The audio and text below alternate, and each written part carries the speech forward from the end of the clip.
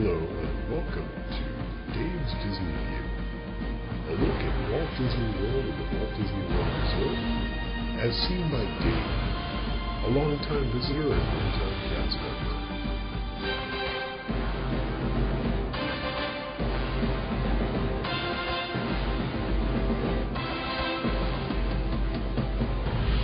Hello and welcome to another edition of Dave's Disney View, my unique perspective on the whole Walt Disney World Resort. How's everybody doing today? So last week, I talked a little bit about my relationship with Disney and sort of who I am and what makes me tick. And I wanted to give you a little more insight into that. Actually, I'm an industrial engineer by trade. And one of the hallmarks of industrial engineering is this whole method of queuing and planning for things so that people have something that they can be doing, so you're servicing them the right way. You know, if you look at it as sort of like you go into a bank and how many tellers do you need and how long would your wait be to get to see a teller. If you think about it from that perspective, that's kind of where industrial engineering lies. But if you really look at it from the Disney perspective, it really takes a broader perspective. I'm in a queue and I'm doing something to be entertained so that I can get onto the attraction I want to be on. And how long is the attraction and how long is the load time and how long is the wait time, and all of those things kind of factor in. So growing up and going to Disney, one of the things that fascinated me the most was this whole method of queuing. And in my mind, somewhere along the way, I'm always thinking about the Jungle Cruise, and how on the Jungle Cruise, you're kind of in this long queue that goes back and forth, but has this tremendous theming to it. You're looking at all of these things related to being on a jungle expedition. And you're hearing an overhead storyline kind of telling you different things and some music, and you can see the boats coming and going. And the amazing thing about that is the Jungle Cruise has an extremely long load and unload time because you pull up one boat, or sometimes two, next to each other, and it seats 30 people maybe, and that load time takes several minutes, and the ride itself takes about 12 minutes to run through. So how many boats would you need to be on there to minimize the queuing time and keep people moving through the attraction? So all of those things kind of figured out, kind of come together in my mind as being the hallmark of industrial engineering. This is like the gold standard of IE work. You know, how long does someone have to wait in order to get on an attraction? So that's one of the things that truly fascinated me about Disney, and one of the things that really captivated my imagination was thinking about all those cool things, because it is about how long the ride takes and how long you get on there, but you don't think about it. Yeah, you walk up and you see that the standby entrance is a 35-minute wait. But you don't mind waiting in it because 35 minutes, you know, in Disney time is just, it doesn't seem like that long. And there's things to do as you're walking along, and it's really interesting and entertaining, and I love that about Disney. I think that's one of the coolest things, and that's one of the things that really drew me into Disney and kind of my love of Disney, because it's a much greater piece to the puzzle than it is just the attraction itself. I mean, I love the Jungle Cruise, don't get me wrong, but it's the entire complete experience. You're immersed in this whole thing about the Jungle Cruise and riding on it. And that's just one example. Disney has a lot of different ride systems and show systems and ways to get people on and off, and numbers of number of people that can wait in a queue and those types of things. It's amazing to me, you know, Dumbo has been sitting there for forever, since the park opened. And the Dumbo attraction has, I think it's 12 Dumbo cars, 12 Dumbo elephants that go around. And, you know, you wait in a queue and you get up there and you ride on the attraction. It's a fun attraction and kids love it. And it seems like you wait in that queue forever, but then you go over to the Magic Carpets of Aladdin, and it's relatively the same layout, except for the fact that you can put 4 people in a carpet instead of 2 people in a Dumbo. So as you look at it, you look at that and you think, well, this is kind of interesting because they really thought it through and figured out how to make it more efficient. You don't wait in line as long at the Aladdin exhibit as you did at the Dumbo exhibit. And I think that has something to do with the fact that, you know, the Imagineers have evolved the queuing concept over time. The original one they put in was this really cool little ride where you're riding Dumbo, and now they have something that's more sophisticated. And I think the load and unload times are a little bit better on the Magic Carpets ride. And I just think that's pretty neat that they were able to evolve something that's a very simple attraction. I mean, you think about it, it's your basic hub and spoke, right? You have the 12 cars that just go around, and you know you wait for a few minutes and you get on, and it goes around for a few minutes. But it's the theming of it and the enjoyment of it. Next time I go, I'm going to have to ride on both of them and measure how long it takes to wait in the queue, whether it is an actual load and unload time problem or whether it's something else. But just something that occurred to me. So that's one of the reasons that I really love Disney, is just about thinking about the engineering of it and just how complete the experience is and how they've really thought through every detail. So that's really what drives me. And I wanted to share that with you about who I am and what really makes it tick for me. Now, today's podcast, I wanted to do something else. I wanted to talk about something that happened a couple of weeks ago. And a couple of weeks ago happened to be the Super Bowl. And at the end of the game, Drew Brees was asked the question, Drew Brees, you've just won the Super Bowl MVP. What are you going to do now? And his answer, anybody? I'm going to Disney World. And that particular ad campaign has been going on since 1986. And I thought I'd share with you a little more information about that ad campaign and what works about it and why it's so important in the history of Disney. And here's the thing. Back in 1986, or I guess it would have been in 85 or so, Michael Eisner and his wife Judy were having dinner, and they had some celebrities and some important people there, and they were having a dinner party, and there was a little conversation going on around the table. And Bert Rutan, a relatively well-known aviator who had circumnavigated the globe, so he had flown around the world without stopping or refueling. So he's the first person to have ever done that. It's a tremendous feat. If you know anything about flying, you realize that's a very complicated thing to do because you have to plan for the amount of fuel and wind direction and what speed and altitude you're going to fly at so that you don't need to refuel while having the minimum amount of weight that you're carrying on the airplane. So he had just done this remarkable thing, and Judy was kind of chit-chatting with him and said, so now that you've flown around the world, what are you going to do? And he looks at her and he says, well, I'm going to Disneyland. And that kind of stuck with her. And she talked to Michael about it later, and she's like, this guy just did something great. I mean, he just did something that just no one's ever done before. And it's a remarkable feat. And what's he going to do to top that? He's going to go to Disney World. That's how he's going to celebrate. And that kind of stuck with her, and as she talked to Michael about it, Michael's eyes lit up, and he goes, what a great ad campaign. We could do something much greater where we talk to people about, no matter what your accomplishment is in life, Disney World or Disneyland or the whole Disney company, a Disney property is where you want to go after you're finished. Now, of course, Disney World being the hallmark, the biggest of the parks in terms of the number of tourists and guests that come to the Orlando area, really was the one that they wanted to focus on for the ad campaign. Though it doesn't get lost anywhere that the other parks are mentioned in some of the ads, and sometimes they wind up going to the other ones. So Michael talked to the ad department and the ad agency, and they came up with a plan.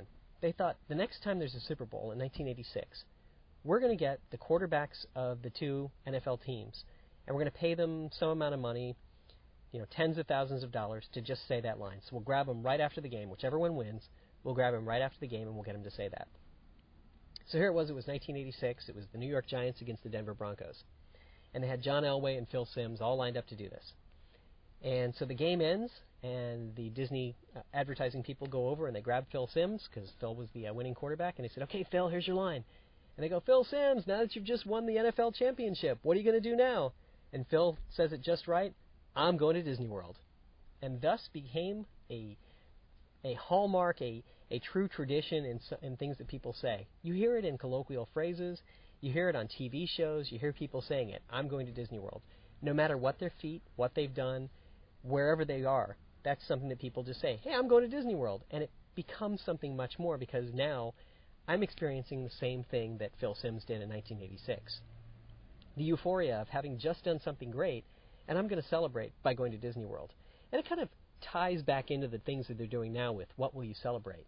In a lot of ways, you can see the same sort of lineage there, where it kind of links back and it says, I'm going to celebrate by going to Disney World. So Phil Simms was the first one to do it. Now, of course, after that, they started getting NBA All-Stars. They started getting Major League Baseball players. I think they even had some golfers and car racers and different people like that come and do the same thing. So each one of them came along and said, I'm going to Disney World, and that just kind of grew as an ad campaign. So now here we're up to Drew Brees in this most recent Super Bowl, and Drew says, I'm going to Disney World. Now, in Drew's case, it was a little unusual because Drew actually went the next day to go to Disney World. He was in a parade. Now, it's not the standard 3 o'clock parade, and it's not the standard Spectrum Magic parade. They had him on at a time that was convenient for him. So he won the Super Bowl on Sunday, and on Monday he was in the parade. And I think the parade was probably in the morning at some point. I can't remember exactly when. It was 10 or 11 o'clock that they put him in a parade. And Mickey Mouse is wearing his football helmet, and they're riding along. He's waving to the fans, and I guess he glad-handed a little bit and signed a couple of autographs, and really cool. And then the strangest of strange things, he decided to take that fame and fortune and take it on the road. he left the park after about a couple of hours in the park and went to do the David Letterman show that evening. Now, Letterman's show is filmed at around, 6 o'clock or 7 o'clock in the evening, so he flew up to New York from Orlando and went on the Letterman show that same evening. So he really only got a couple of hours in the park. Now, he's got a 1-year-old son, so I have to believe that, he's got another opportunity to go back at some point and really enjoy the experience of being at Disney World with his family. But he wanted to take advantage of the opportunity right away to capitalize on his success and go to Disney World right away. So he was there the next day, so they had the parade for him. And I think that's pretty cool. And I think typically what you see is celebrities go and they go to Disney World and they have their own way of going. And having watched a number of celebrities come and go through the parks, a lot of times if you're a really big celebrity or you're a bigwig at a corporation or something like that where you're recognizable or you feel the need to have your own security detail or you feel the need to just be away from, the common folk, those people will go and they'll hire a guest relations person to take them through the parks in special ways. Maybe they'll go through the utilidors. Maybe they'll take them into backstage areas to get them into the attractions they want. They get the basically the fast pass treatment to any attraction they want to go to, and that way they're kind of away from the public eye. And you could use as the example Michael Jordan. If he went in the park, can you imagine what the mob scene would be around Michael Jordan, or Dan Marino, or Brett Favre, or anybody like that? So those are the kind of people you see kind of going through the backstage areas and going through there. Then you've got other people who just, maybe they're less well known, or they don't feel that way about the rest of the public, or perhaps they're happy to just go out there and just be a part of everything. Or in some cases, maybe they just feel like they don't need anything around them. They're just their attitude or the way they carry themselves just is kind of standoffish, and people don't bother them.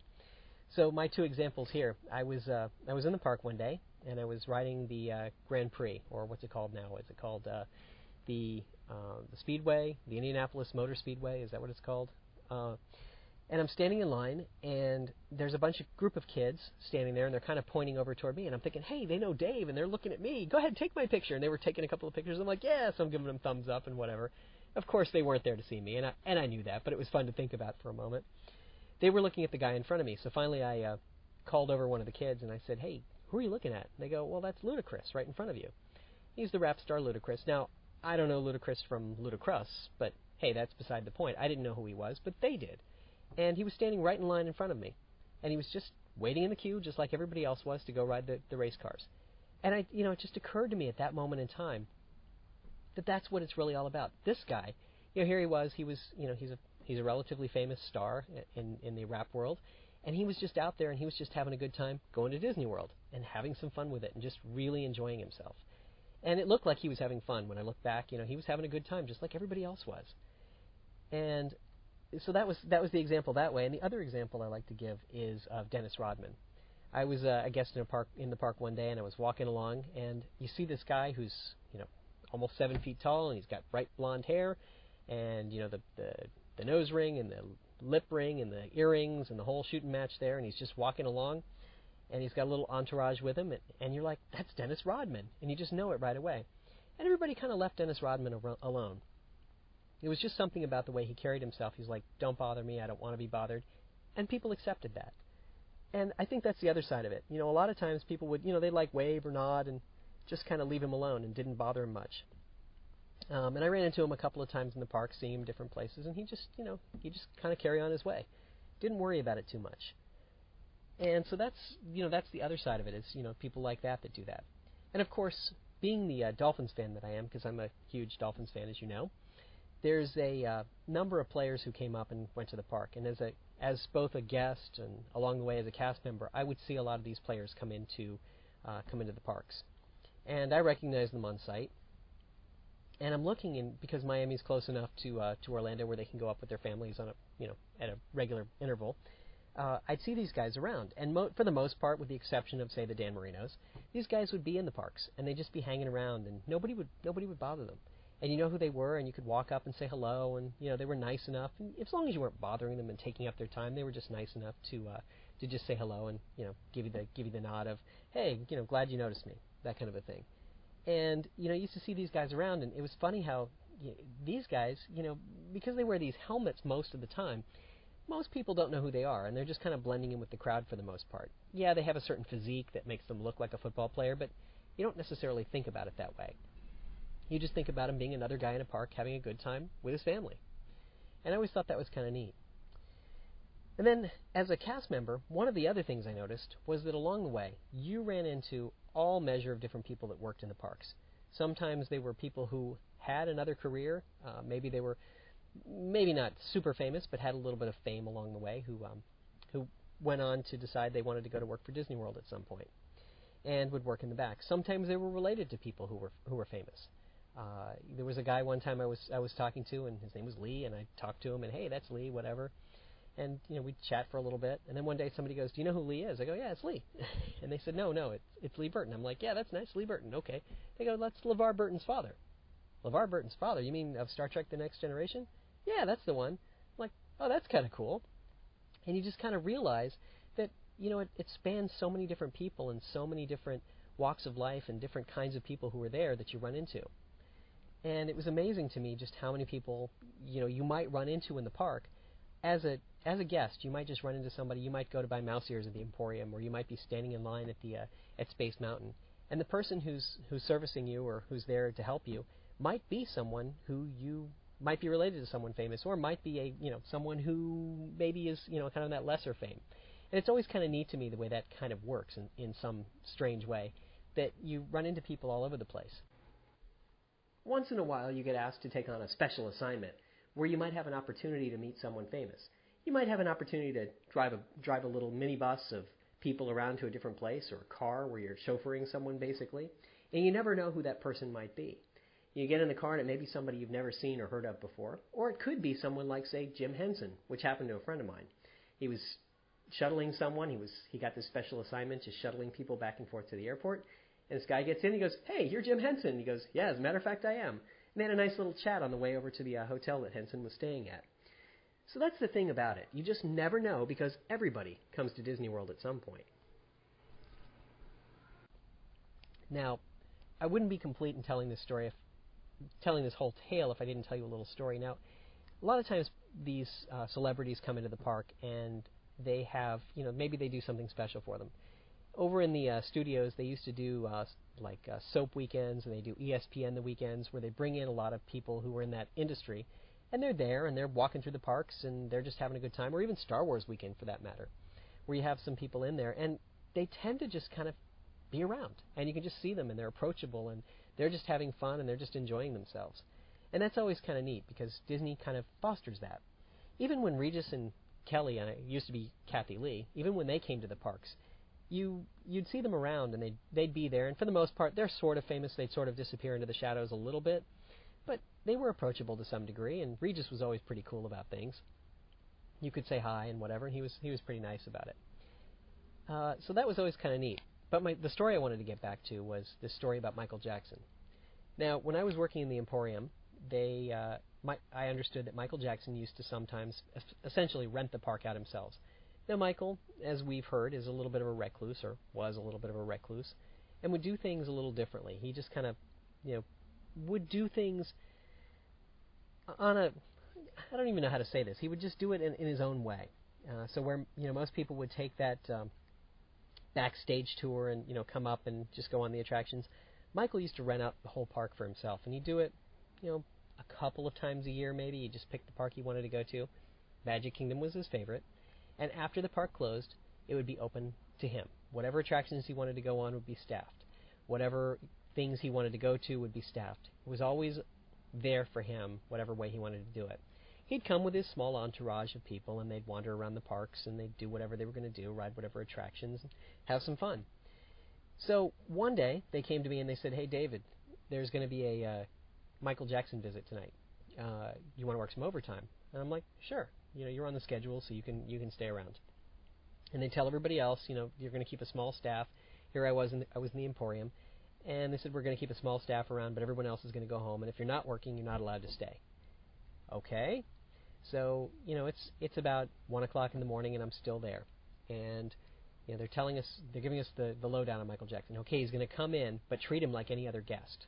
What? Treat him like any other guest? He's going to be in there with a small group, and the park is closed, and we're being told we can't hang around if we're not working, and you want us to treat him like any other guest? Okay.